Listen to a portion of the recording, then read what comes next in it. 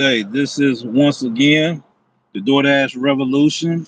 We present to you today, Take It to the Streets live show. And our special guest today is the Dashing Felon. How's everything going, man? We appreciate you coming on our show today. It's an honor and a privilege to be able to do an interview with you. And we are so elated in having you on the show today. I'm happy to be here. Thanks for having me, and I appreciate anyone who's out there watching. And yeah, I'm the dashing felon. That's all good. That's all good. How did you come up with that name, the Dashing Felon?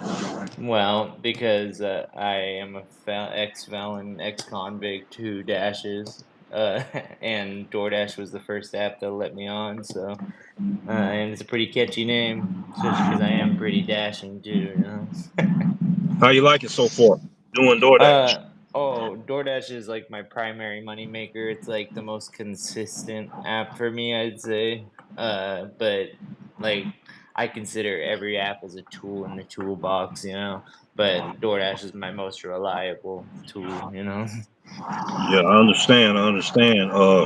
What other apps are you using so far? You just used I DoorDash only. use DoorDash, I use Spark sometimes, and I use let me look at my I use it pretty much all of them that let me on.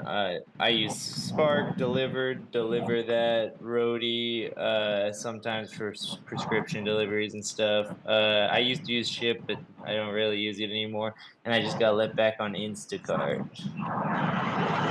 Okay. Yeah, Okay. Instacart took me off for a while, but then they some of my stuff had fallen off my record after 7 years, so I disputed it with Checker, and so they had to take it off, and when they redid my background check, Instacart let me back on.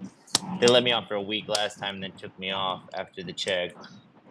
So I'm a really good chopper. Like I've been coined, and some people say that I'm like the fastest shopper alive because I'll get these shops done so quick. I'll be on a live stream with people, and I'll take a lot, or like 20 item shop or whatever, and I'll be back in like 14 minutes with the self checkout and everything. And like I'm prioritizer shopping deliveries every time on DoorDash, so I really consider the shopping delivers the most, like, you have the most control over how much money you're gonna make with Right. those. Because if you're quick and you make the decisions quick, it's not necessarily about being quick through the store, and knowing where things are at. It's about knowing when to call it, Right. like looking for items that don't exist and shit. Okay. You're better off looking for that substitution. But anyways, so that's why I'm glad I got back on Instacart. That actually happened this week, so it's pretty fairly new that this happened. So pretty Okay. happy about it. Okay. Now I noticed you said something about your background check and your record. Would you go ahead and elaborate to us about your story? That's the reason why you're here today, Yeah. so you can be able to tell your story.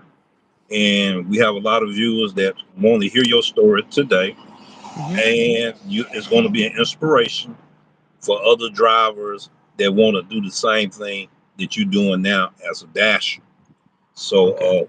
go ahead and tell us your story. All right. So when I was growing up, I moved around a lot.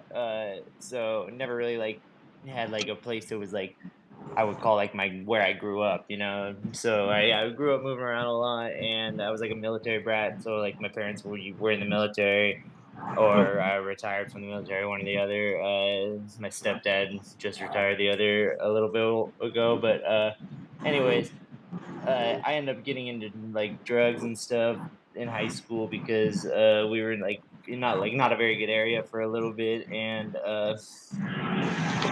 then I started just doing all the things that go around it. And uh, earlier in my life, I had like I'm really good with computers, and I'm really good with like fixing computers and stuff like that. And so I know how to use like Photoshop really well and stuff. So I started like doing things like identity stuff, and I started making IDs and like things like that. And that was my first charge, felony. Like as a, as a kid actually, and I got forgery of a federal document for getting caught making fake IDs at my school.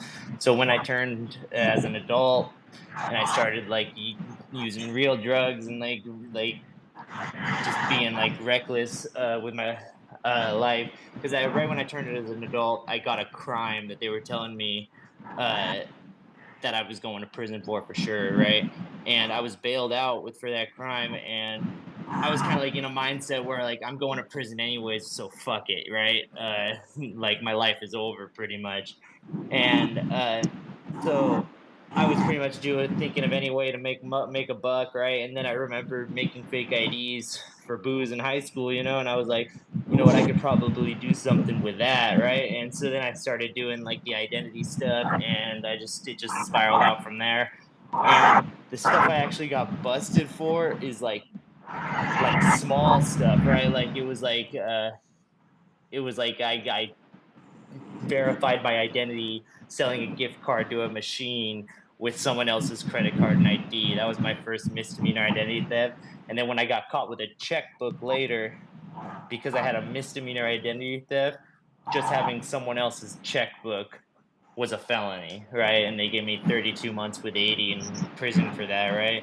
And then they started dinging up with all these other petty little crimes, but because they were fraud crimes, Hmm. fraud is instantly a felony, no matter how much the amount in California it was back then. I think there's case law now that's been changing that, but Right. anyways, so I ended up doing 5 years in prison over like less than $950 worth of restitution, like altogether. So like it was kind of like bullshit, but the stuff that I got away with uh, would have definitely amounted to that time, that I did. And I count prison for changing my life in terms of like the addiction, because in prison you go through the cycle of addiction.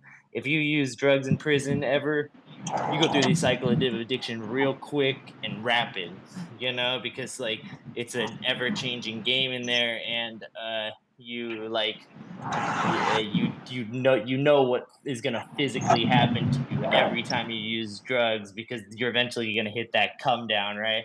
And like because in prison eventually they're going to run out, right? So like now, like I credit that to why I don't use drugs, because now whenever I think of drugs, I think of the whole thing through rationally. Like, okay, if I go use drugs right now, it might feel good right now, but like tomorrow I'm gonna feel like shit, and then the next day is gonna be even worse, unless I get to do a little more, and then I'm just gonna feel normal, yeah, yeah.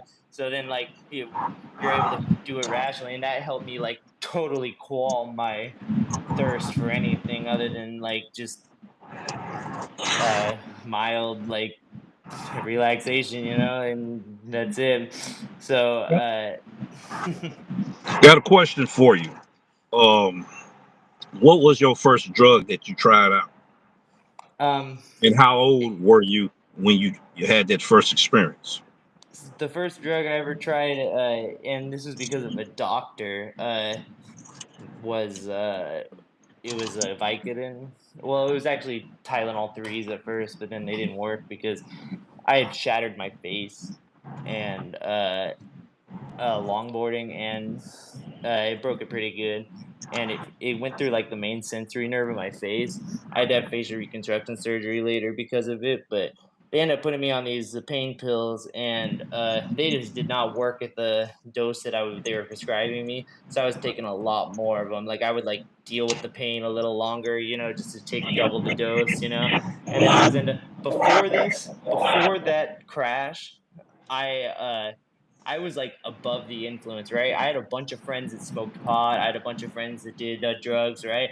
But when they were high and stuff, I didn't think they were fun to kick it with, because I liked longboarding. I liked going out and doing things, having fun, And they just like kicking back and watching movies and kicking it in at the pad, And that wasn't really my style. And so I would tell them not to kick it with me, but then once I was taking these pain pills, they had like convinced me like, hey, if you're already doing that, you're already above the influence. I mean, you're already under the influence, if you're taking like 6 Vicodins. So you might as well just smoke some pot, try some other stuff, see if you can do it another way. And the first time I smoked pot, I had like hallucinogenic experience almost, right? Psychedelic experience. And instantly I fell in love with that, right? I wanted like my mind to be like altered like that, right? And then weed never did that to me ever again, right? So then started experimenting with like the hallucinogenics sides of drugs, right? And that was what really like was my problem, which is a weird addiction to have, is you want to get anything that can make you like see the world differently, you know, and like Right. it's a fucked up like I don't know. I just think it has to do with like a hyperactive mind, but that's basically how it all started. And then later, when I became more of an adult, into my adult life, and I was doing fraud and stuff like that, I used uppers that would keep me up. Because you had to be up all night, like doing preparing the IDs and cards, and do running the press, and it was a lot of fucking work doing that shit. Like I always say now that I have all these gig apps and like just have such stable income. I always say now that uh, I would have never went to prison if I had this back then, because I was doing just as much fucking work to get this fraud shit done, if not more, and not for that much more money.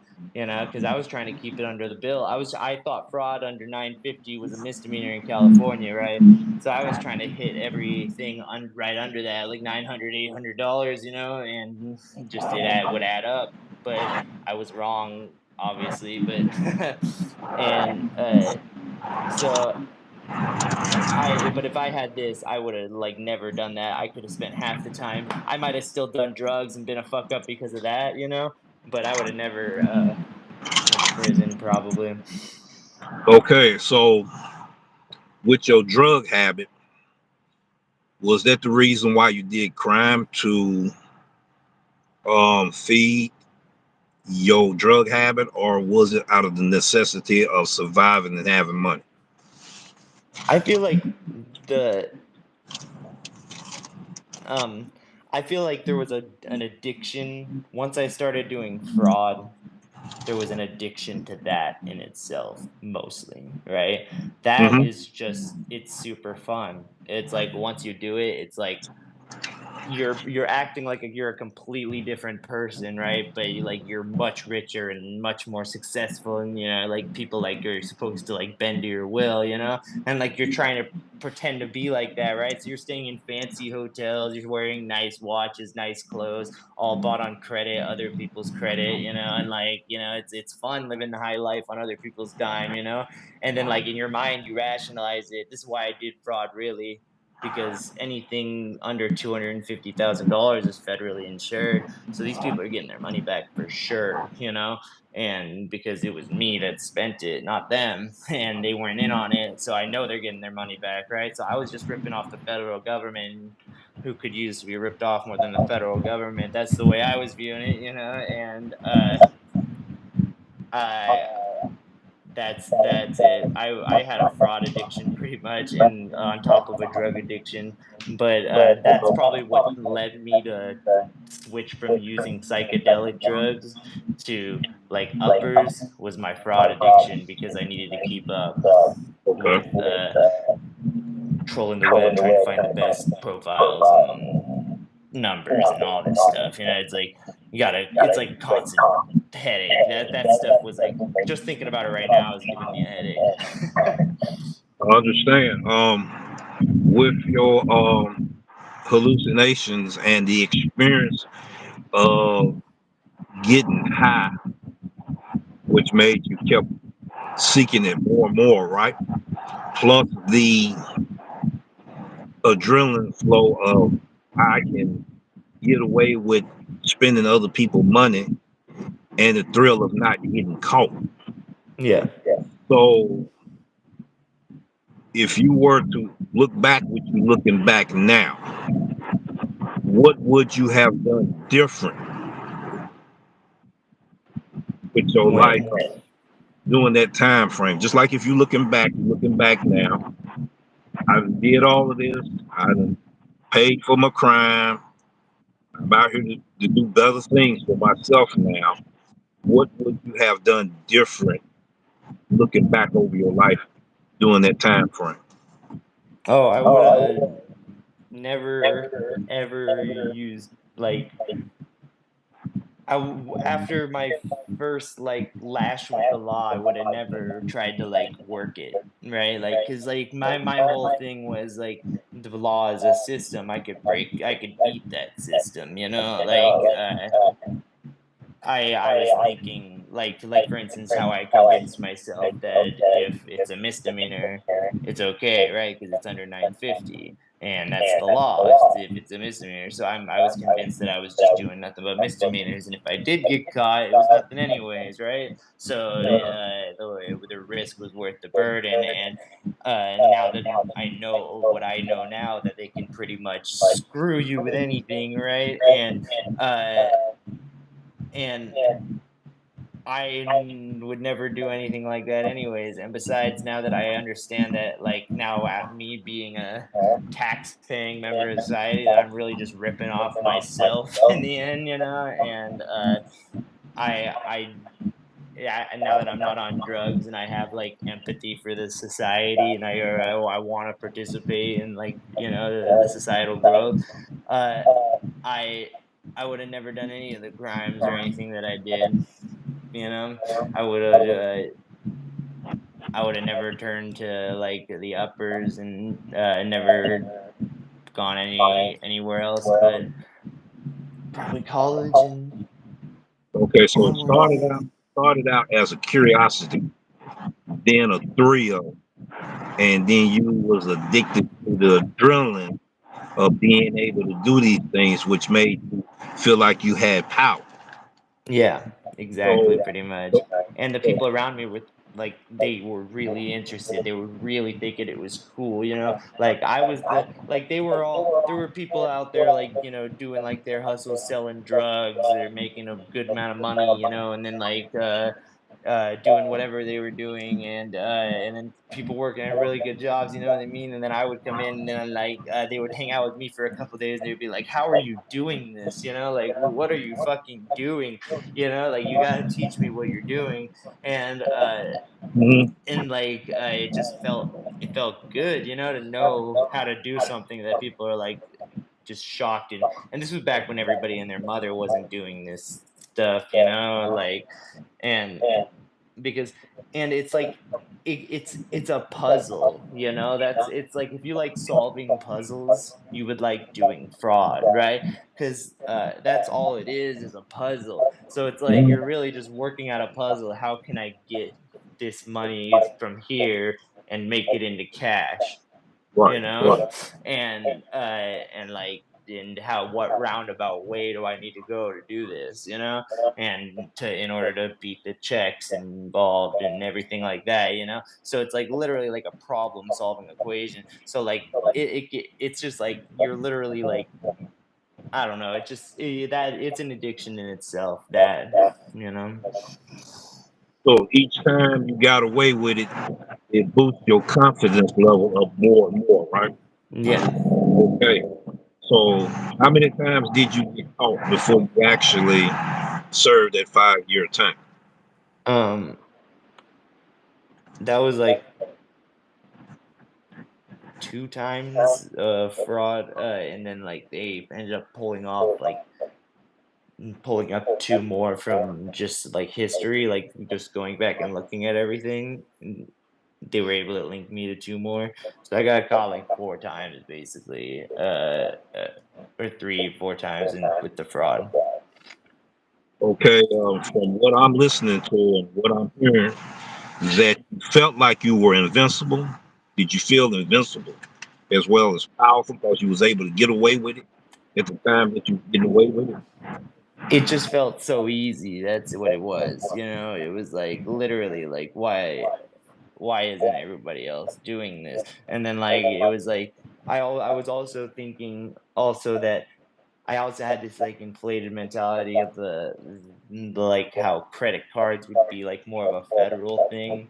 So like these small amounts they wouldn't even care about, Right. so they because they have bigger fish to fry. and like I wasn't thinking that the state would be using their resources on that. So like I had like this just messed up mentality of the way things worked, you know. Right. And so yeah, if I felt like it would have been too much of a hassle to catch me for the worth. Okay, so in other words, you was profiling your victim. I was profiling like the system, I Okay. guess.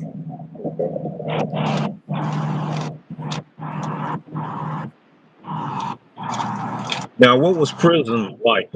You spent 5 years there, so would you be able to share with us what was prison life itself was like, its lifestyle, how you had to Okay. survive and how you had to cope with from a civilian to now you is incarcerated and you behind bars. Yeah. So in prison and jail, in California at least, it's very racially oriented. You run with your people, your car, right? Uh like instantly when you roll into a prison or jail, right, someone's gonna come up to you and they're gonna be like, hey man, how's it going, my name's so and so, we have it for the whites, you know, yada yada, come over here, welcome, I'll introduce you to everybody, and they're gonna tell you the rules, right? And then there's like prison politics you got to follow, right? So there's the rules from the guards, right? And like those are obvious stuff, right? Like no fighting, no yada yada yada, no having sex and stuff like that, you know, like uh and so like but there's a whole different set of rules